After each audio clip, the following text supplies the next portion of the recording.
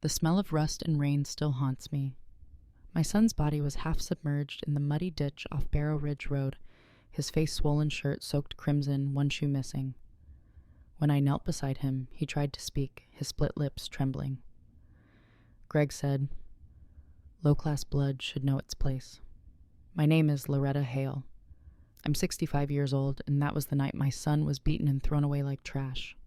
But what they didn't know was I spent 40 years filing every piece of paper this county ever tried to bury.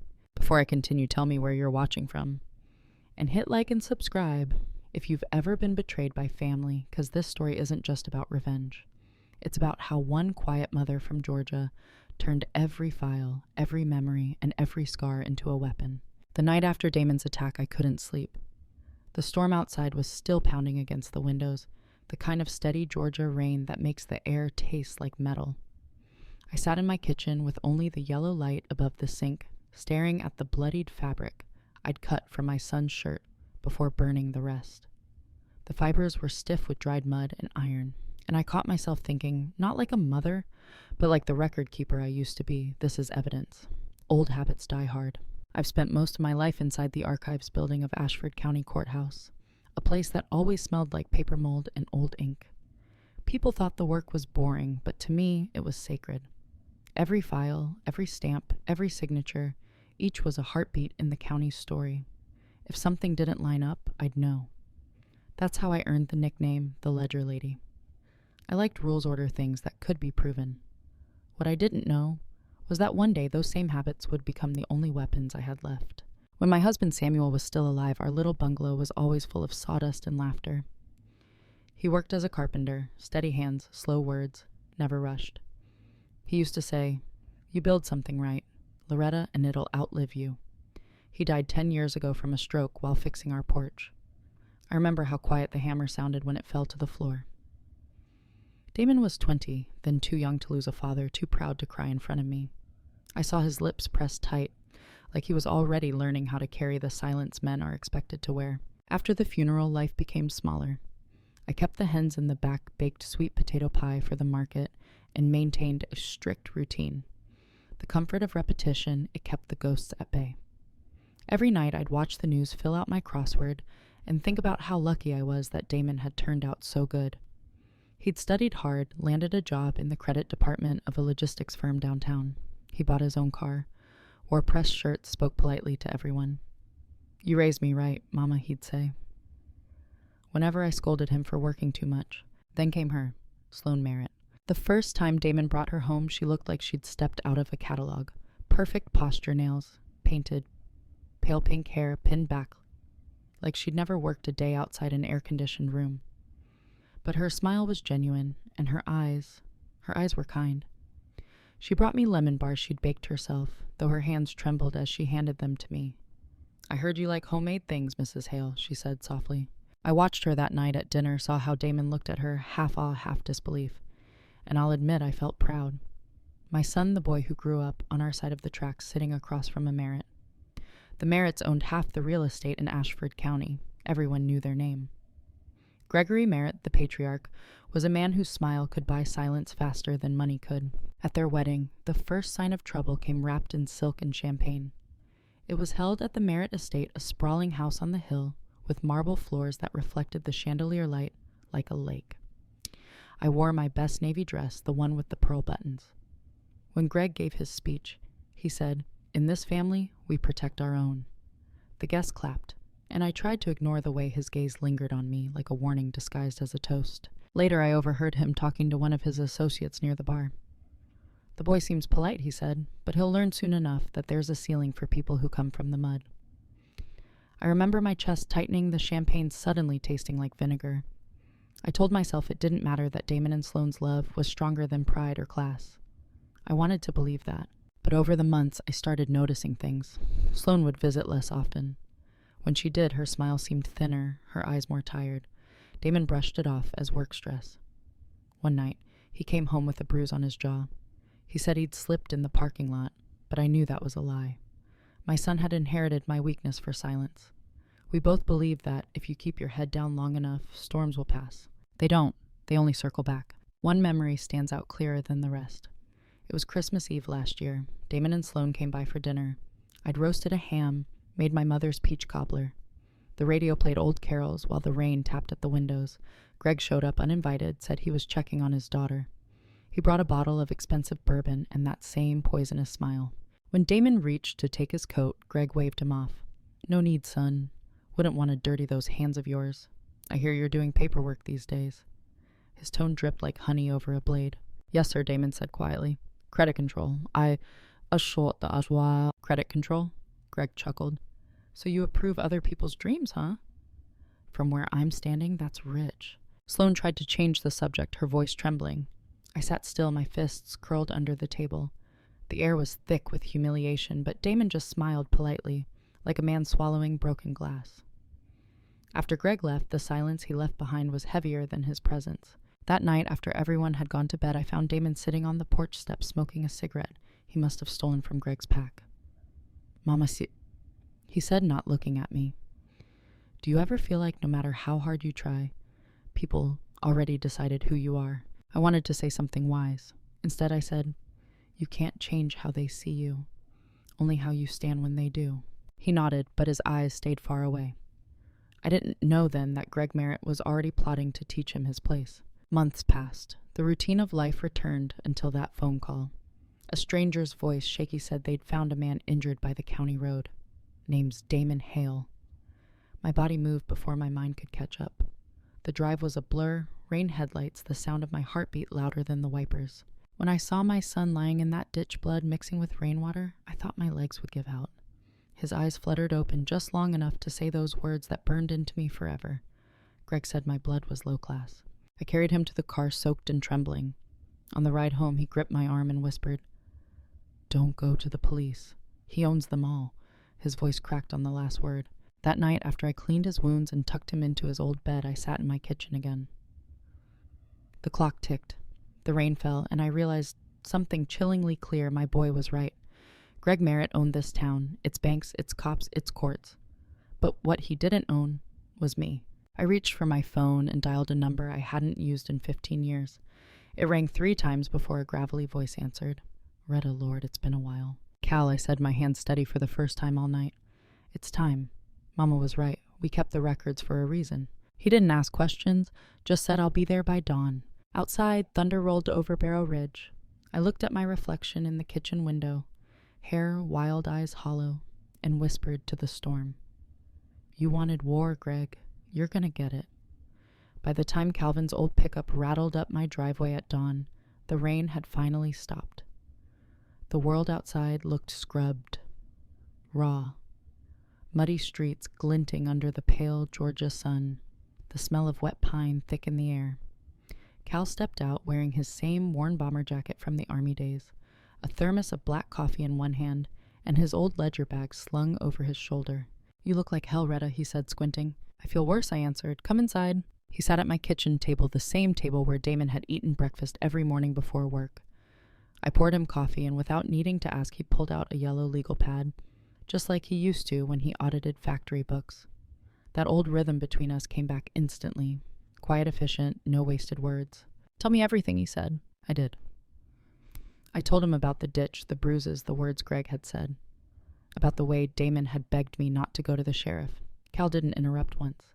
He just kept jotting down notes in his small, blocky handwriting. When I finished, he said quietly, "You realize you can't go after Greg through local channels.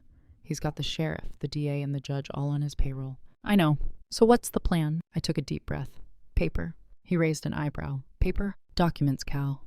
I've seen things, old deeds, transfers, contracts signed by people who couldn't possibly have signed them.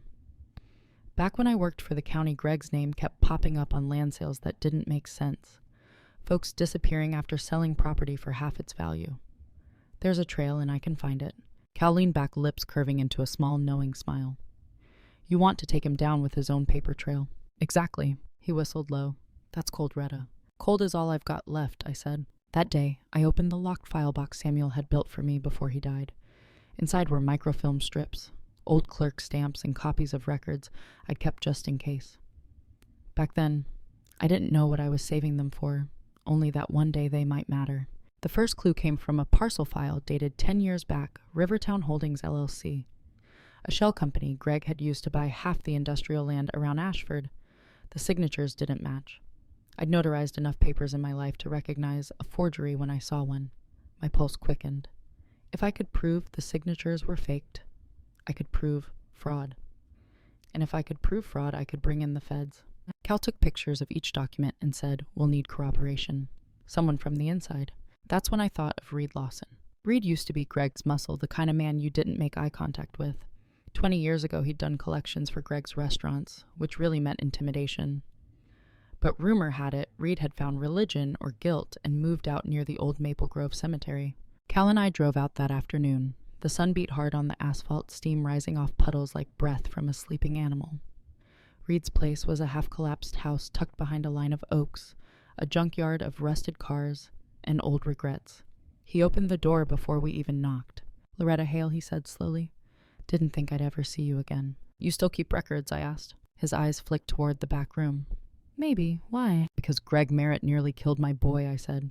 "And I think you helped cover up more than one accident in his name." For a moment I thought he'd slam the door. Instead, he stepped aside. "Come in." The air inside smelled of motor oil and mildew.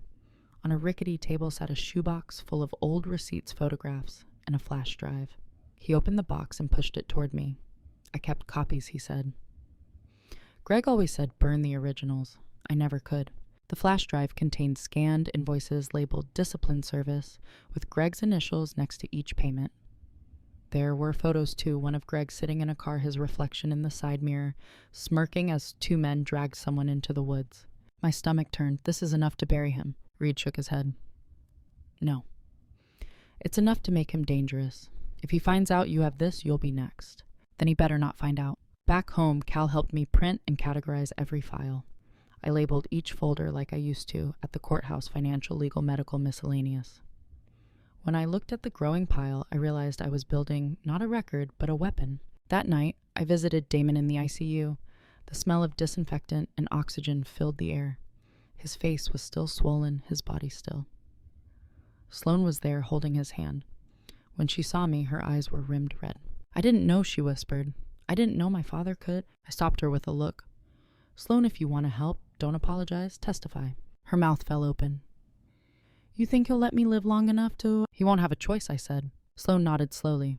"Then tell me what to do." That was the night she became one of us. Over the next week, the three of us, Cal, Sloane, and me, started collecting proof. Sloane accessed Greg's private files through her mother's old laptop. She found flight bookings under her name to Switzerland rehab, abroad, the cover story. Cal traced Greg's shell companies through the county registrar. I tracked the notary logs comparing stamped signatures and dates. The pieces started fitting together like wood joints my husband would have been proud of. But paranoia has a smell. It's metal electric, like a storm waiting to break. I began noticing a black SUV parked across from my house at odd hours. Phone clicks, footsteps outside the gate at night. Cal laughed it off until he found a dead crow nailed to his fence. Then he stopped laughing. One afternoon, I came home to find the door slightly open. My stomach dropped. Inside drawers were pulled-out papers scattered. They hadn't taken anything valuable, just copies of my files. Someone wanted me to know they'd been there. That was when Cal said the words that set our path: "If we wait, he'll crush us quietly. If we move, we might survive loud." So we moved. We reached out to Jenna Park, an investigative journalist known for her exposés on corrupt local governments. I'd seen one of her YouTube pieces. She was bold, careful, and smart enough to verify before she spoke. I sent her an encrypted folder labeled Ashford Shadows. 2 hours later, she called me. "Mrs. Hale, if this is real, it's not just a story. It's federal." "It's real," I said, "and it's not a story. It's my life." Jenna agreed to help us set a timeline. She'd release a live stream investigation once we had official confirmation. That's when I realized something crucial. We didn't just need proof. We needed timing.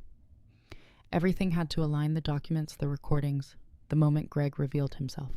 So I called Father Bennett at St. Bartholomew's Church, the same man who'd married Samuel and me 40 years ago. "Father," I said, "I need a place where justice can echo." He didn't ask why, just said, "The bell still rings every hour. Use it." I hung up the phone and felt my pulse steady. The plan was forming, layered, deliberate, impossible to undo once it began. In the quiet of my kitchen that night, I opened my late husband's old toolbox. Inside, beneath a stack of sandpaper, was his carpenter's square, still shining, still perfectly straight. I held it in my palm, the cold metal pressing into my skin. Measure twice, cut once, he used to say. So that's what I did. I measured every risk, every line of the plan, every file we'd expose. And as the thunder rumbled far away, I whispered to myself, it's time to make the first cut. The first cut came with the sound of a printer at 2 a.m. Paper after paper slid out bank statements, deed transfers, emails. Each page was a nail in Greg Merritt's coffin, though he didn't know it yet.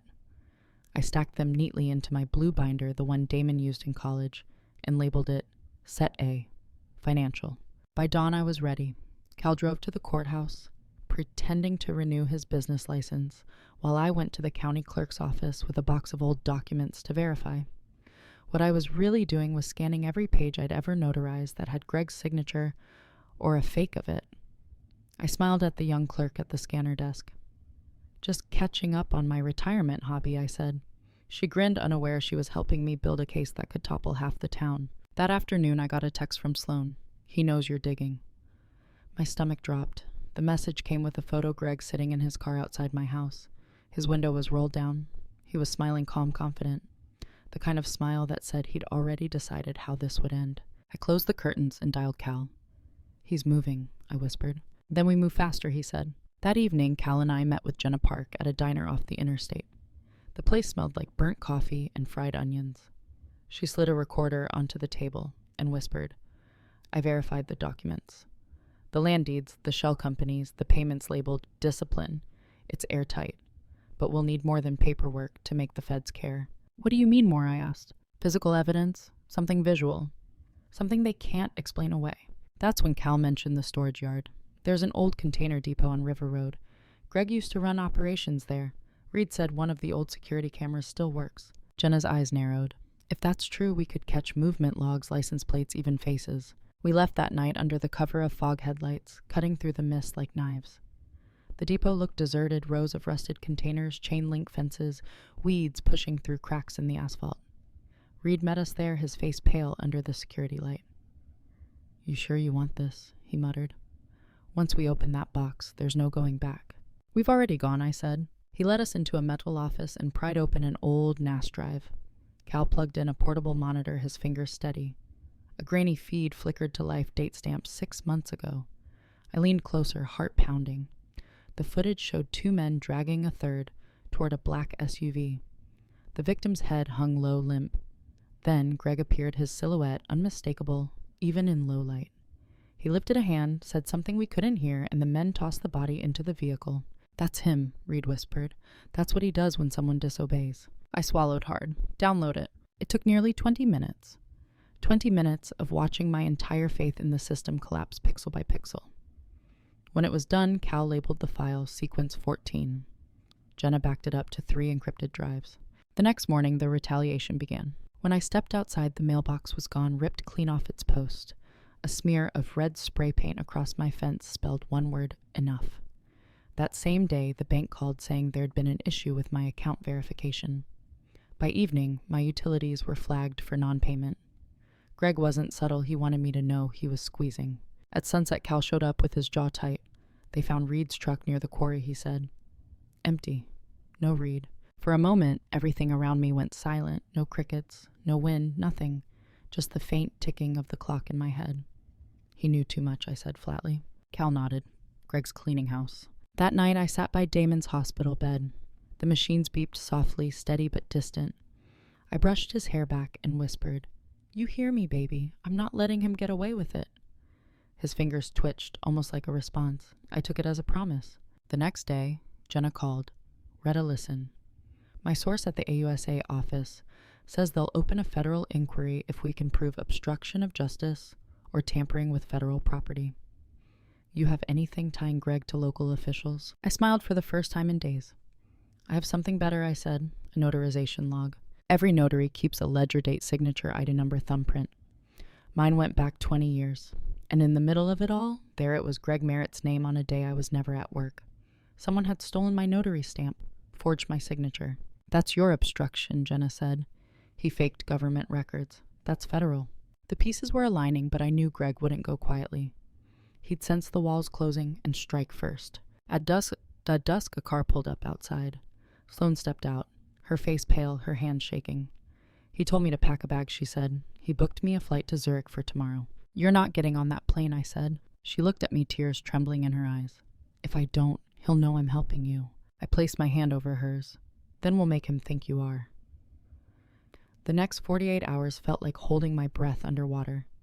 Every move had to look normal, every text had to sound routine, every lie had to be believable. If Greg even smelled hesitation, he'd strike. So I played my role, a polite, grieving mother, exhausted cooperative. On the surface, calm. Underneath, I was sharpening every piece of paper like a blade. Sloane followed the plan to perfection. She told Greg she had agreed to get some distance to leave the country for her own safety. He seemed pleased. He even wired her money for expenses. That same night, she handed me his confirmation email full of digital breadcrumbs, IP address, routing data, timestamps tied to his corporate account, proof he was financing her removal, proof of coercion. "Every villain leaves a receipt," I told her. Meanwhile, Cal and I focused on securing the dead man's switch. He set up an automatic email system every 6 hours, unless I manually confirmed with a code phrase. It would send all our files to 10 separate inboxes, Jenna's Alvarez's at the AUSA office, and even a few news outlets. We didn't trust anyone fully, but we trusted chaos. Chaos is the one thing powerful men can't control once it starts rolling downhill. That night, I found something new in the box Reed had given us, a folded envelope unmarked. Inside was a small SD card and a note written in a hurried hand. "If anything happens to me, this is the rest." My fingers trembled as I slid it into the reader. It was an audio file. Greg's voice, low and smooth, recorded from a car's dash mic. "If he can't take a hint, then you make it permanent," he said. "No witnesses. We'll call it a mugging. Same as before." Then the sound of a lighter flicking, a pause, and his voice again. "The Hales need to understand money draws the lines, not blood."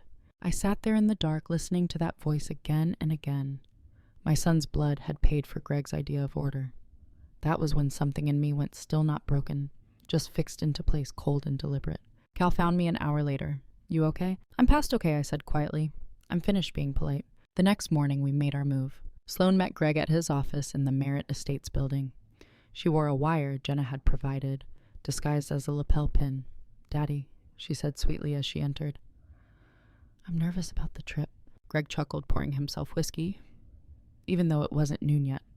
"You'll be fine, sweetheart. Sometimes you have to burn bridges so the peasants don't follow." "Peasants," she repeated, like Damon. Greg's glass paused midair. "Let's not pretend, Sloane. You married below your class. I cleaned up your mistake. Now you'll start over somewhere civilized." "By yourself?" she asked. He smirked. "By design." Her voice trembled just enough to sound convincing. "And what about his mother?" Greg laughed an ugly, hollow sound. "Old women fade out, baby. They're just noise." That was all we needed. Jenna was parked outside with a signal booster. She got it all. By sunset, the file was encrypted, timestamped, and sent to Alvarez at the U.S. Attorney's office. Within the hour, we got a call from his assistant. "If everything checks out, this becomes federal jurisdiction," she said. "You're close, Mrs. Hale. Don't slip now." But Greg wasn't done. That night, Cal's phone lit up with an unknown number. He put it on speaker. Greg's voice filled the kitchen, calm as ever. "You think I don't see you? You think I don't know your little game? Here's the thing, Hale, you can't win. Even if you get me in cuffs, I'll be out before breakfast." Cal leaned forward. "Then maybe you should skip breakfast." There was a long pause. Then Greg said almost tenderly, "You sound just like your sister, always believing in rules. Rules don't work on men like me." When the call ended, Cal looked at me. "He's scared." "No," I said softly. "He's cornered. There's a difference." Around midnight, a black SUV rolled up the street again. This time, it didn't stop outside. It rammed straight into Cal's fence, tearing it down before speeding off. The sound was deafening. We didn't sleep after that. The next morning, Jenna called with a final update. Alvarez confirmed it. "They're ready to move if we can get Greg in a situation where he incriminates himself again in person on tape." Sloane's flight was scheduled for that evening. Greg had insisted on driving her to the airport himself. I told her what to do, stall him halfway, say she needed to stop at St. Bartholomew's to pray before leaving. She hesitated, hands shaking as she adjusted her necklace. "What if he knows?" she whispered. "Then you keep talking," I said. "You keep him looking at you. The rest will be handled." Cal squeezed her shoulder. will be watching from the other side of the wall. He won't even know he's walking into his own confession. As she left, I stood by the window, heart pounding. Outside, the light was thin, trembling through the magnolia trees. Somewhere in the distance, a church bell began to ring, low, steady, unyielding. It was time. The storm had circled long enough. Now it was coming home. The bell at St. Bartholomew's tolled once as the black SUV rolled into the gravel lot.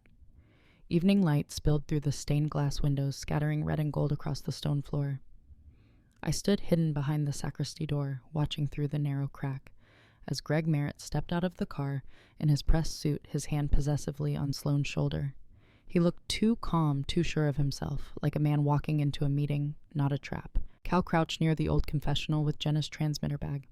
AUSA Alvarez's team was already positioned in the church basement monitoring the feed. Every bell toll marked a timestamp. Every sound would match the synced video later. The air smelled of candle wax and wet wood.